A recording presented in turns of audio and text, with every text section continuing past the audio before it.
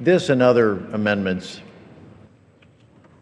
challenging NETL and the fossil fuel research, I would oppose. I would oppose because NETL is providing us the doorway, the pathway for energy independence. In the past, it's been funded by over $700 million. And this administration in the last 4 or 5 years has seen that erode down.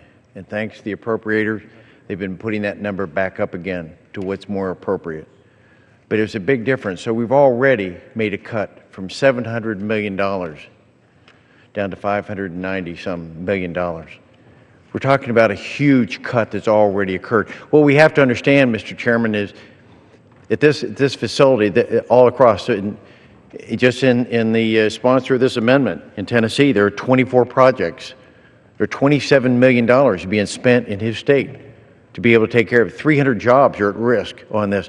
But more importantly is that what they're doing in this facility and all of these across the country in these research laboratories are trying to find ways for us to have, for example, carbon capture. If we truly want to reach this, reducing this carbon footprint, we need to spend it through the Department of Energy and their laboratories. And they're doing a chemical looping. One of the largest projects in this country is being done with NETL. They're trying to develop ways of reducing our carbon footprint by energy efficient hot turbines for boilers to make coal, energy from our coal, natural gas and steam, trying to find ways to improve it. These are things that NETL is working with. They're trying to find ways of fracking the gas so that we get more gas out of the ground that we're getting right now. Instead of 15 or 20%, to get 25 or 30%.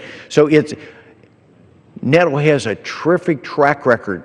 We have some of the best scientists and physicists in the country working to try to make energy efficient, and we've already cut their budget by over $100 million in the last few years. This is not a time, Mr. Chairman, to be cutting their budget and challenging them even further. If we're going to reach this, I want them to be able to reach internally to do the things that will give us energy independence.